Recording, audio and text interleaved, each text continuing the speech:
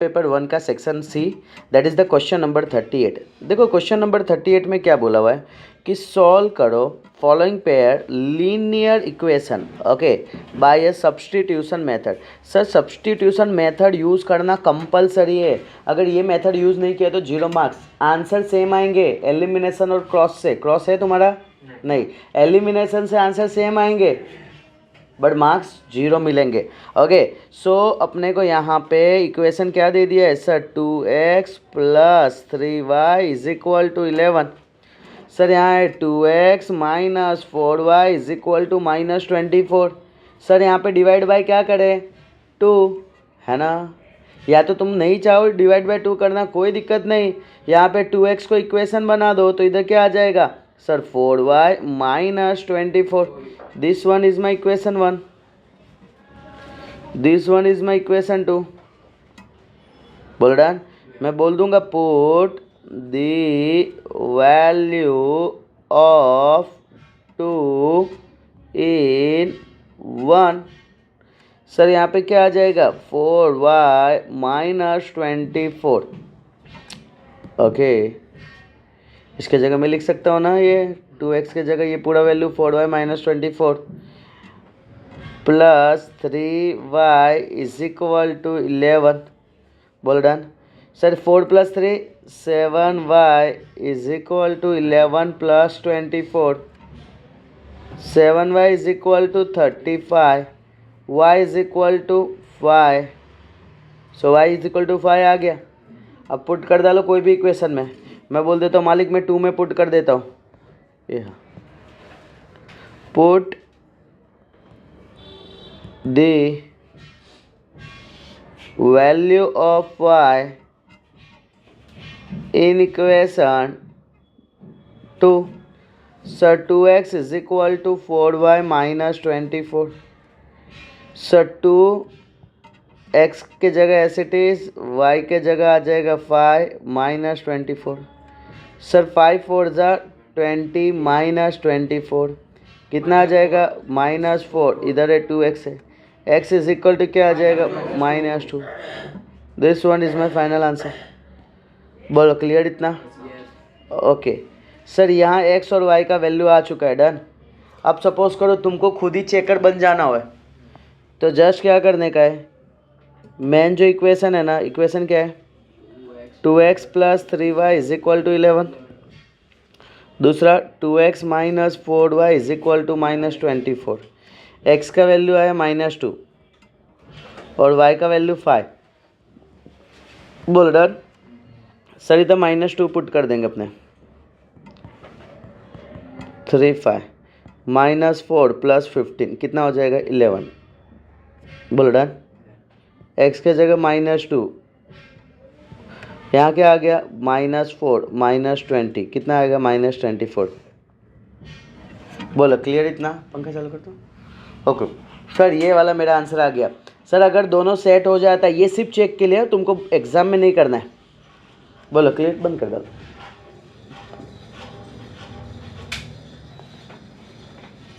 Okay चलो so next question अपने solve करते हैं।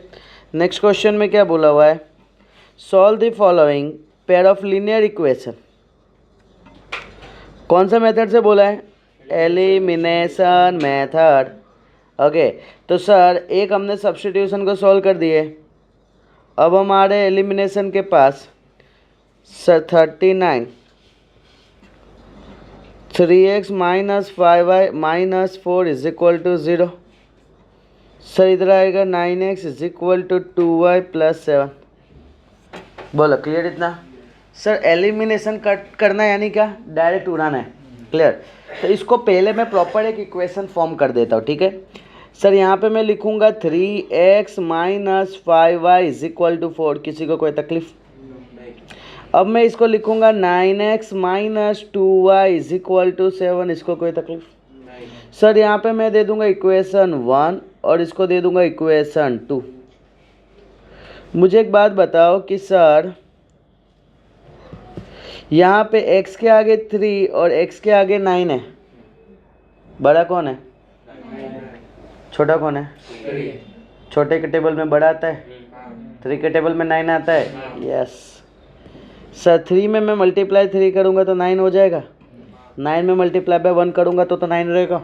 बोल रहे सर यहाँ पे मैं लिखूँगा 9x minus 15y is equal to 12। Sir ये 12 लिखना भूलना मत, कितने स्टूडेंट 4 लिख देते। सर यहाँ पे आ जाएगा 9x minus 2y is equal to 7। Sir यहाँ पे इक्वेशन साइन को चेंज कर देंगे, साइन को चेंज कर देंगे, ये कट हो जाएगा। Sir -15 + 2 -13y, 12 - 7 5, y is equal to 5/13, वो भी किस में आ जाएगा, माइनस में। बोलो डन इतना। ओके सर ये वाले वैल्यू को हम कोई भी इक्वेशन में पुट कर दे, पुट इन 1। चलो मुझे x का वैल्यू निकाल के बताओ फटाफट। 3x minus 5/13 is equal to 4। Sir 3x plus 25/13 is equal to 4। 3x is equal to 4 minus 25/13। Well done. Sir यहाँ एलसीएम लेंगे तो क्या आ जाएगा, 13 4 जा 52 माइनस 25, कितना आंसर आ जाएगा, 27/13। बोल डन इतना। सर यहाँ पे कटिंग हो जाएगा, 3 1 जा 3 9 जा, x is equal to 9/13। This one is my final answer. Well done. Sir यहाँ से हमारा x एंड y का वैल्यू मिला है। देखो कुछ आंसर ऐसे रहेंगे, और जब भी ऐसे आंसर रहे ना तो एक बार तुमको क्रॉस चेक कर लेने का, क्योंकि 90% टाइम है ना ऐसे आंसर गलत होते। ऑलवेज नहीं बोल रहा हूँ मैं, 90% टाइम बोल रहा हूँ। क्लियर। तो एक बार क्रॉस चेक कर लेने का, सही है कि गलत है। डन। चलो सो नेक्स्ट अपने बात करते हैं question number 40। So question number 40 में क्या बोला हुआ है, find the sum of first 40 positive integer. Okay पहले फर्स्ट 40 पॉजिटिव इंटीजर का मतलब क्या, 1 2 3 डॉट डॉट डॉट। बट इन्होंने कंडीशन दे दी है जो डिविजिबल बाय 7 हो। सर 7 से डिवाइड हो तो यानी क्या, 7 फिर 14 फिर, और ऐसे चलते जाएंगे। और कितने ऐसे चाहिए इंटीजर, टोटल 40 इंटीजर ऐसे चाहिए। बोल डन। सर यानी अपने बोल सकते हैं कि 40 टर्म तक चाहिए। बोलो क्लियर। अगर तुम 40 नहीं लिखना हो तो 7 40 जा 280 लिख सकते हैं इसके जगह। समझ रहे हो, वेरी गुड। सर यहाँ पे ए का काम कौन कर रहा है, 7। सर डी का काम कौन कर रहा है, that is 14 - 7, that is the 7। बोलो क्लियर। सर यहाँ पे एन का काम कौन कर रहा है, 40, यानी 40 बार जाना है। अगर मैं दैट बोलूँ लास्ट टर्म कौन काम कर रहा है, 280। तुम कोई भी फॉर्मूला निकालोगे सब निकल जाएगा, सब निकालना है ना, यस। बोलो S N is equal to n/2। Best है, जहाँ पे भी एल दिखे तो a+l वाला ही लेना। सर यहाँ पे n का वैल्यू क्या है बताओ, 40। सर इधर आ जाएगा 40/2। ए का वैल्यू क्या है, 7। एल का वैल्यू क्या है, 40 नहीं सॉरी 280। बोल डन। सर यहाँ पे कटिंग करें अपने। सर 2 1 जा 2 2 जा 0। बोल डन। सर यहाँ पे 20 × 287। बोलो क्लियर। मल्टीप्लाई करेंगे क्या होगा, 5740। Very good. Sir sum of 40 term आ गए। उम्मीद करोगे ये क्लियर है, बस ये फाइनल आंसर। बोलो इजी, क्लियर हो रहा है। देखो जब तुम सॉल्व कर रहे हो ना, सोचो कि इस टाइप में 3 मार्कर में किस टाइप के क्वेश्चन आ रहे हैं। क्लियर, उसके लिए वैसा प्रैक्टिस करने का। चलो नेक्स्ट वन अपने आ जाते हैं question number 41। Find the coordinate of A when A B is the diameter of the circle. ध्यान से सुनना मालिक, कभी भी है ना, कभी भी डायमीटर। ओके दूसरा पैरेललोग्राम। ये दोनों में कभी भी नहीं तुम्हें बोलेंगे कि मिड पॉइंट का कंसेप्ट है ना? कहीं बोला है इसके अंदर 41 में मिड पॉइंट है, ऐसा कुछ वर्ड यूज़ किया? नहीं। मिड पॉइंट का फॉर्मूला पता है ना तुम्हें? क्या है फॉर्मूला? x1 प्लस x2 by 2 comma, very good, done. लेकिन यहाँ पे मिड पॉइंट वर्ड यूज़ नहीं किया है, ठीक है। डायमीटर से हमें पता चलता है कि एक सेंटर है और डायमीटर का एंड पॉइंट है। सर मैं एक सर्कल ड्रॉ करता हूँ, ओके, ये एक लाइन ड्रॉ करता हूँ, सेंटर। अब पूछने का, A B is the diameter of circle would centre is,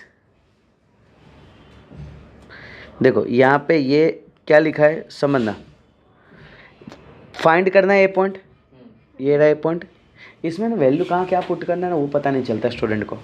क्या लिखा है? A B is the diameter of the circle दे दिया, वुड सेंटर इज, सर इसका जो सेंटर है ना वो है 2, -3। सर इसका जो सेंटर है ना वो 2, -3, ओके।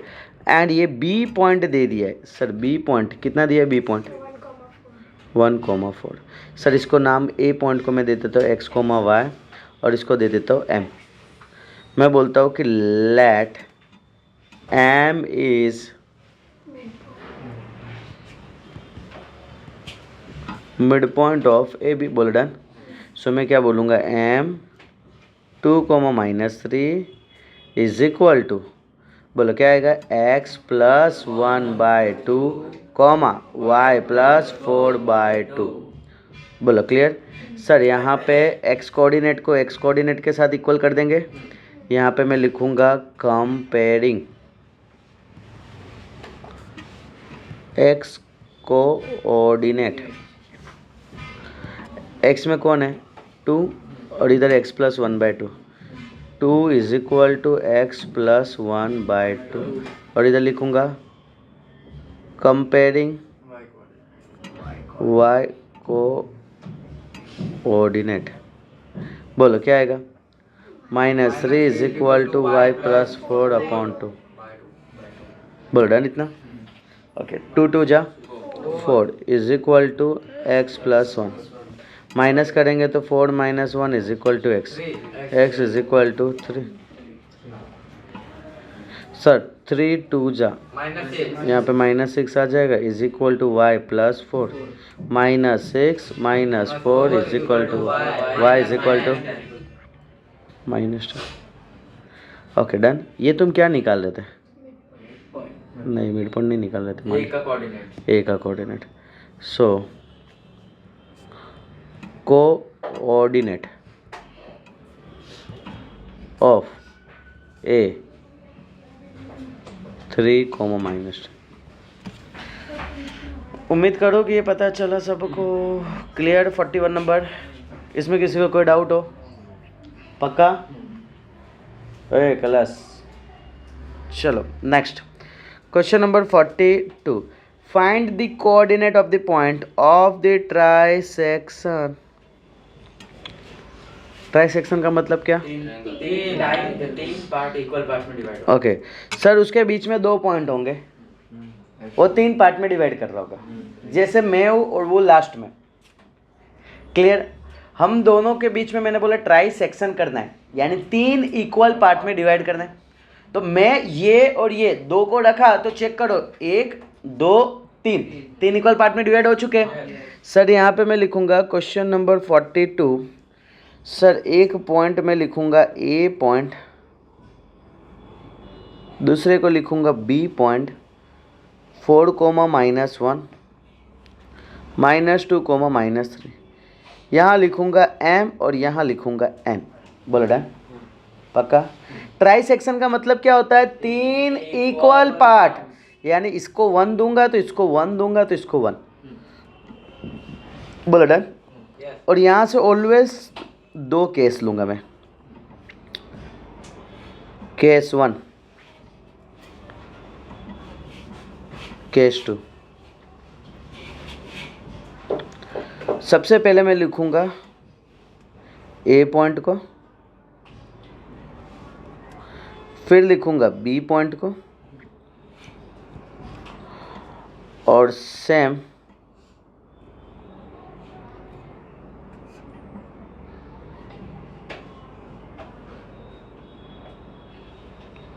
ये लिखूंगा ए बी को। अब एक बार दूंगा पॉइंट एम और एक को दूंगा पॉइंट एन। मुझे बताओ ए से एम के बीच का गैप कितना है? 1। और एम से बी के बीच का 1 + 1 2 होता है मालिक। ए से एन के बीच का गैप कितना है? समझ रहे हैं? 2 कैसे? यहाँ से यहाँ तक 1 + 1 2 और यहाँ से यहाँ 1 बेस्ट है। बस अब इसको नाम दे दो x, y, इसको नाम दे दो x, y। देखो ये फॉर्मेट माइंड में सेट होना चाहिए ट्रांसैक्शन, कोई मगजमारी नहीं। समझे क्या मेरी बात को? बाकी तो सेक्शन फार्मूला पता है। हाँ सॉरी, हाँ ऊपर वाले में अपने ने मालिक मिड पॉइंट का फार्मूला नहीं बताया। बड़ा सर यहाँ पे मिड पॉइंट का फार्मूला बताना है।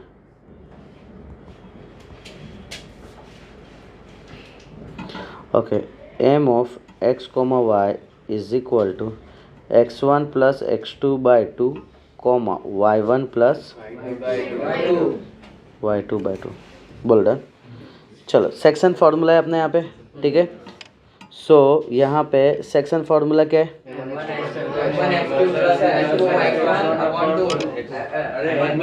चलो लेट्स सी, मैं बताता हूँ। इसमें भी डावाडोल है अभी। चलो अब यहाँ पे बात करते हैं। सर यहाँ पे मैं बात करता हूँ m ऑफ x, y। इसको मैं बोलता हूँ m1, इसको मैं बोलूँगा m2, है ना। उससे अच्छे एक काम करूँ मैं, इसको मैं बोल देता हूँ m, इसको बोल देता हूँ n, इसको बोलता हूँ x1, y1, इसको बोलता हूँ x2, y2। इसको बोलूँगा m x2 + n x1। पता है ना, क्रॉस जाता है m के साथ x2 और n के साथ x1। क्लियर है? Very good. अब बताओ m के साथ कौन जाएगा? y2, m y2। और n के साथ कौन जाएगा? n y1। और नीचे क्या होता था? m+1 रेशियो का एडिशन, m+n। उम्मीद करो कि ये क्लियर हुआ सबको। ओके सो अब यहाँ पे अपने आ जाते हैं value m of x, y निकालना है। बताओ क्या आएगा? 1 के साथ -2, मैं पूरा लिखता हूँ 1 - 2 + 2 - 1। जगह छोटा हो रहा है, नहीं ऐसा लग रहा है? हाँ एक मिनट।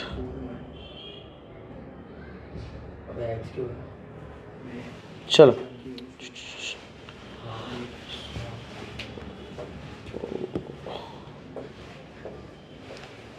यहाँ पे ये वाला आएगा 4।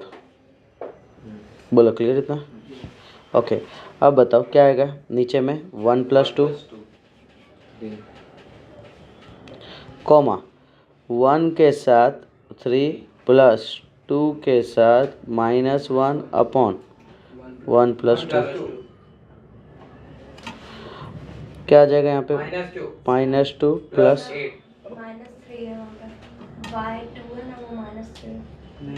क्वेश्चन में हाँ क्वेश्चन में -3। Very good. चलो कोई नहीं, क्वेश्चन में -3। Done perfect done. चलो सर यहाँ पे वैल्यू आ जाएगा नेक्स्ट सर 8/3, -3 -2 अपॉन 3। बोलो इधर क्या आ जाएगा? 6/3, -5/3। वैल्यू क्या आ जाएगा? 2, -5/3। परफेक्ट। बोलो डन इतना? क्लियर? सेम सिचुएशन यहाँ पे। ओके सर यहाँ पे same n of x, y। देखो एक ही लॉजिक समझना, नीचे तो रेशियो का एडिशन होता है। रेशियो में कौन है? 2 1, 2 + 1, 2 + 1। देखो कोमा के पहले वाले सब जगह कोमा के पहले वाले होंगे, ये कोमा के पहले, ये कोमा के पहले, ये डन। क्या करना है ना, 2 को इधर क्रॉस में जाने देना है, तो 2 को -2 के साथ, कोमा के पहले कौन है 4, 1 को 4 के साथ, 1 को 4 के साथ, बटन सर 2 को -3 के साथ प्लस 1 को -1 के साथ। बोलो क्लियर इतना? अब यहाँ पे -4 + 4 -6 -1/3। सर यहाँ पे 0 आ जाएगा एंड -7/3। बोलो पता चला? डन। ए केस 1 केस 2 मैंने कैसे निकाला वो पता चला? बस वो इम्पोर्टेंट पॉइंट है और याद रखना है, try section most important topic है। क्लियर? तो बहुत जगह देखे होंगे। क्लियर इतना? ओके, नेक्स्ट अपने आ जाते हैं। Prove that the tangent length of the tangent drawn from the external point to the circle are equal. Very good. चलो, प्रूव दैट में दिक्कत कितने को आता है? वेरी गुड, आना चाहिए, ये संसार का नियम है। चल आ जाओ, समझना तो इजी है बहुत, कोई टफ नहीं रहता है। एक बार है पॉइंट,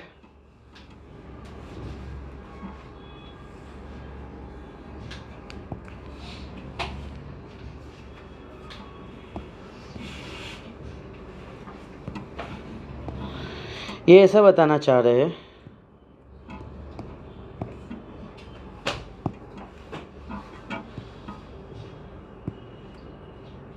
सर, ये पॉइंट है बाहर एम है, ये ए है, ये बी है। अपने को प्रूफ करना है कि भाई एम ए जितना है ना उतना ही एम बी है। सुनना, एग्जाम पढ़े? Exam side angle, side angle, angle side angle, side angle. Very good. पहला पॉइंट ये मुझे बताना सर, ये तो सेंटर ऑफ द सर्कल हो है ना, मैं बोलूँगा let O B the centre of circle. मुझे प्रूफ क्या करना है? To prove M A is equal to M B. Well done. Okay, मुझे एक बात बताओ, ये क्या है? Radius tangent. Very good. क्या बोला फिर से? Radius tangent perpendicular. फिर से बोलो, क्या बोला? फिर से बोलो। डन। परपेंडिकुलर का मतलब होता है 90 degree. Next, radius tangent perpendicular. बोलो डन इतना? ओके, अब यहाँ पे आ जाओ।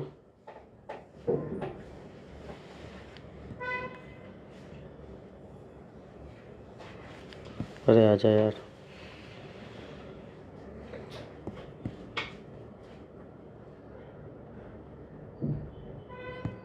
बोल डन।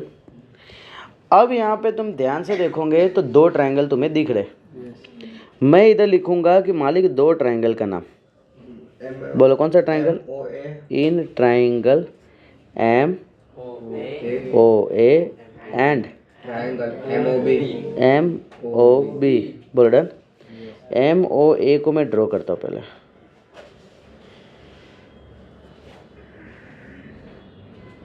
ये एम ए ओ 90। क्लियर? ऊपर रेडियस, ये भी रेडियस, ये भी। चलो मैं दूसरे कलर से लिखूंगा सर। यहाँ पे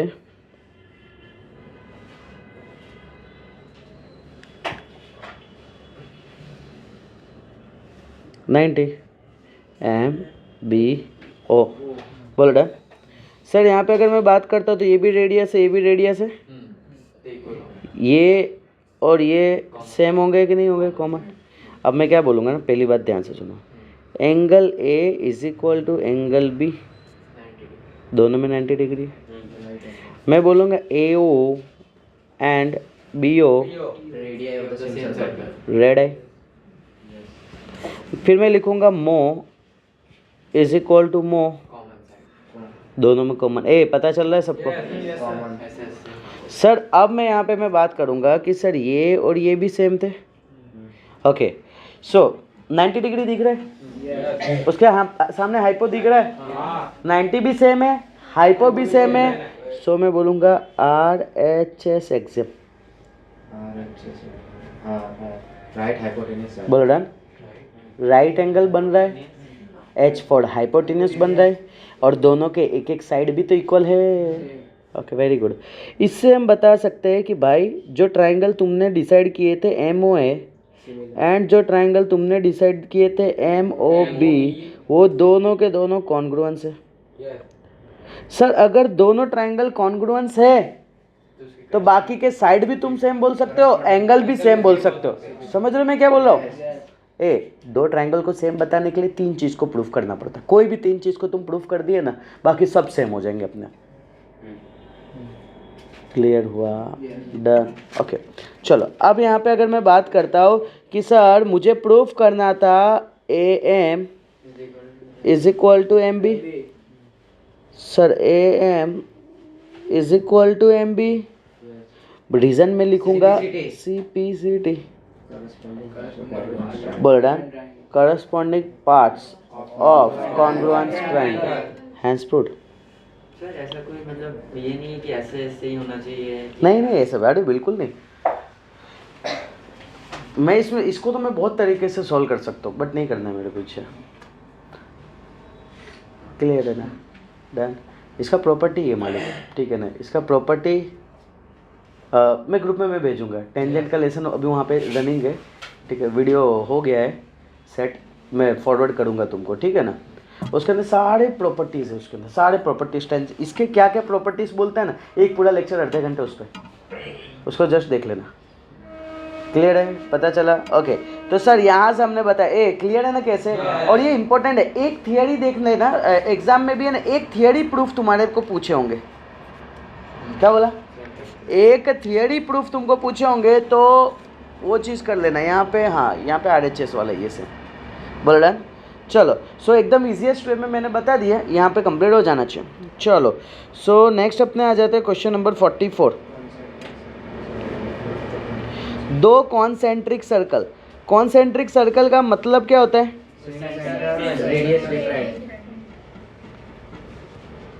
concentric circle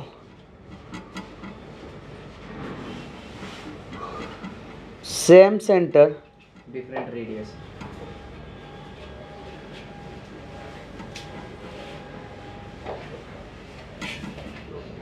different radii. Clear? Okay ये लिखना नहीं है, just for your knowledge. Okay चलो सो अब अपने आ जाते हैं, क्या बोला है? दो सर्कल ड्रॉ कर देते हैं।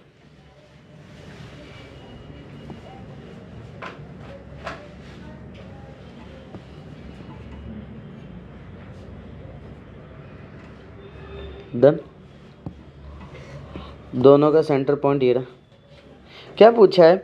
दो concentric circle are of radii, the length of the continue क्या? हाँ, the length of the chord of the larger circle which touches the smaller circle. Okay एक लार्जर सर्कल, एक कॉर्ड का मतलब क्या होता है? Line segment which end points are on the circle. ठीक है ना? एक लाइन सेगमेंट होता है, या तो इन शॉर्ट सर्कल पे 2 पॉइंट ज्वाइन कर दो, सर्कल पे 2 पॉइंट ज्वाइन कर दो। अब इन्होंने बोले कि दोनों के दोनों टच करके जाएंगे छोटे वाले को, इसका मतलब ये लाइन देखो, ये बड़े के लिए कोड हुआ, ठीक है? Length of the chord of the larger circle है ना, length of the chord of the larger circle जो टच करेगा, किसको टच करेगा? स्मॉलर सर्कल को। बोलो डन। जो टच करेगा किसको? स्मॉलर सर्कल को। बोलो डन इतना सर। तो यहाँ पे स्मॉलर सर्कल को टच करके जाएगा। ओके सो सर यहाँ पे 2 रेडियस दे दिया है, एक सर बड़ा रेडियस दे दिया है, कितना दे दिया है? 41, और छोटा रेडियस दे दिया है 40 सेंटीमीटर। बोलो क्लियर इतना? सर यहाँ पे अगर मैं बात करता हूँ तो ये बड़ा रेडियस बोलूँगा, सर यहाँ बात करता हूँ छोटा रेडियस। पता चला? तुम बोलोगे सर ये रेडियस इधर क्यों नहीं बना? अरे मेरे को पता है उधर ही बनाने का।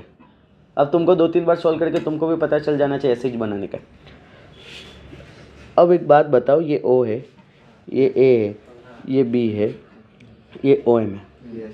बोलो डन। मैं क्या बोलूँगा, O M is perpendicular to A B. क्यों सर परपेंडिकुलर है? टेंजेंट। सर अगर मैं बात करूँ ये ग्रीन वाले के लिए, ए एम बी वो टेंजेंट का काम कर रहा है। खड़ा हो जा तो। सर ये ग्रीन वाले के लिए, ग्रीन सर्कल के लिए टेंजेंट का काम कौन कर रहा है? A M B. Very good sir. ये बताने का पहला पॉइंट। सर ये 90 डिग्री है, सर ये 40 है, ये 41 है। सर यहाँ से मैं लिखूँगा इन ट्राइंगल, कोई पाया था ऐसे ही मत लगा देना, पहले लिखने का इन ट्राइंगल। कौन सा ट्राइंगल? ओ एम ए, और उसके अंदर 90 कौन है? Measure angle M is equal to 90 degree. ये पाइथन लिखने का फॉर्मेट है। अब मैं लिखूँगा अकॉर्डिंग टू पाइथागोरस थ्योरम, तुमको पूरा लिखने का। 90 के एग्जैक्ट सामने क्या है? दैट इज ओ ए का square is equal to O M square plus A M square.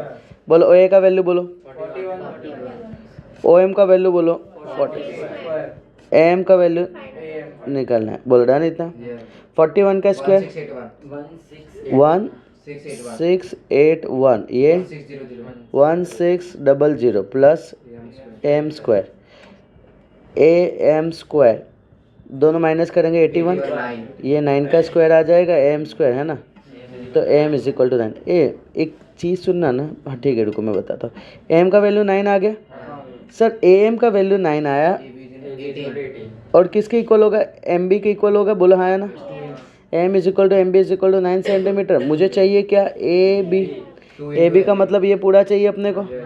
Sir अपने को पता है A M plus M B बनेगा, और दोनों इज इक्वल टू क्या आ जाएगा? 18 सेंटीमीटर आ जाएगा। बोलो क्लियर? मेरी बात ध्यान से सुनना। मैं भी समझो, मैं ऐसा मानता हूँ कि मुझे 41 का स्क्वायर नहीं पता है, और मुझे ऐसा है कि भाई ये सब कैलकुलेशन में नहीं पढ़ना। ये सब के लिए मैं नहीं बता रहा हूँ, जिसको सॉल्व करना वो, बाकी को तो कैलकुलेट करके करना, कोई दिक्कत वाली बात नहीं है। देखो यहाँ पे मैं क्या लिखूँगा ना, यहाँ पे इसको मैं लिख सकता हूँ सर 41 का स्क्वायर माइनस 40 का स्क्वायर। बोलो हाँ या ना। सर इसको मैं लिख सकता हूँ 41 प्लस 40, 41 माइनस 40। समझ रहे हो कौन सा फॉर्मूला? क्या हो जाएगा? 81 into 1 is equal to M square. 81 किसका स्क्वायर है? समझ रहे हो? तुम्हारी इच्छा, जैसा कैलकुलेट करना। क्लियर? मैंने बता दिया दोनों तरीके से। चलो नेक्स्ट वन अपने आ जाते हैं सर, क्वेश्चन नंबर 45। 45 में क्या लिखा है? The following table shows the age of the patient admitted in the hospital during. यार मोड निकालना है, कैसे निकालते हैं मोड? चलो पहले एक फार्मूला लिख दूं मैं, बोलो ना, z इक्वल टू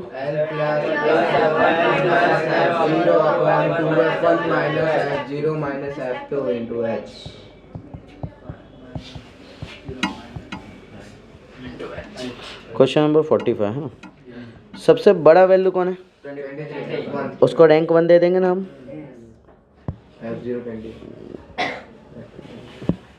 इसको F1 दे देंगे, डन। इसके पहले वाले को 0 और उसके बाद वाले को, और यहाँ पे इसको L दे देंगे, और H ये दोनों के बीच का गैप को, है ना, कितने का गैप है? 15 माइनस 5 दैट इज 10। बोलो L का वैल्यू बोलो क्या है? 35 प्लस F1 का वैल्यू 23 माइनस 21, इधर 2 into 23 minus 21 minus 14 into H का वैल्यू 10। सर इधर मैं लिखूँगा 35 प्लस अपॉन 46 माइनस 35 इंटू 10। बताओ 35 प्लस 2 अपॉन 11, तो यहाँ पे मैं 20 बोल देता हूँ। सर सिंपल क्या करना है ना, मुझे 35 में कोई चेंज नहीं करना है मुझे। क्लियर? याद रखना कि प्लस के बाद वाला जो रहता है ना, ट्राई करने का, उसको सेट करने का। सर यहाँ पे 20, ये 11 1 जा 11, कितना बचेगा? जीरो लाया पॉइंट तो मेरे घर पे डेसिमल 11 8 जा 88 कितना बचेगा 2। अब जीरो लगाने पे डेसिमल फिर नहीं आएगा। क्लियर। 11 1 जा मैं चाहूँ तो 2 जा लिख सकता हूँ, पास में है ना। कैसा लिख रहा हूँ पता चल रहा है ना मैं। हाँ मालिक, नहीं पता चले तो एक काम करना, एक बार कर देना। 11 1 जा 11 कितना बचा 9 कितना आएगा 0। 11 8 जा 88 क्लियर है इतना, ये चलता जाएगा। यानी 1.818 यानी ये आ जाएगा 36.818 और मैं इसको लिख सकता हूँ 36.82 क्यों 5 से ज़्यादा है ना, मैं इसके लिए बोल रहा था, डायरेक्ट 2 लगा सकता हूँ। क्लियर है डन ओके। बट इधर थोड़ा इज्जत देने का, इसको लिखने का, इधर हम मोड लिख रहे बड़ा बस ये वाला वैल्यू। उम्मीद करो कि ये क्लियर हुआ सबको। ये सब तो आता है ना तो तुमको अच्छे से है ना, परफेक्ट होना चाहिए सब, तो इजी वाला है। चलो नेक्स्ट अपने आ जाते हैं पिगी बैंक के पास, ठीक है ना। ये सिर्फ थोड़ा लेंदी खींचने के लिए, बाकी कुछ दम नहीं है। एक पिगी बैंक है जिसके अंदर 1 मिनट रुकना, 50 पैसे वाले 100 है। सुनना इधर मैं लिखता हूँ 50 पैसे वाले कितने कॉइन कितना है 100। पहले ऐसे टेबल अलग अलग बना देने का डन। फिर 50 है 1 रुपये वाला कॉइन, 1 रुपये वाला कितना कॉइन है 50 कॉइन है। फिर 20 है 2 रुपये वाला कॉइन, 20 है 2 रुपये वाला कॉइन। एंड 10 है 5 वाला कॉइन, 10 कॉइन है ₹5 वाला। If it is equally likely that one of the coin will fall out when the bank is turned upside down, what is the probability that the coin will be 50 पैसे coin? Sir सबसे पहले हमें total निकाल देना, total coin कितने 180 ये total coin बता रहा है डन। फर्स्ट का प्रोबेबिलिटी किसका बोला है, प्रोबेबिलिटी ऑफ 50 पैसे coin है ना, 50 पैसे कॉइन। नीचे टोटल फार्मूला क्या आता है बताओ,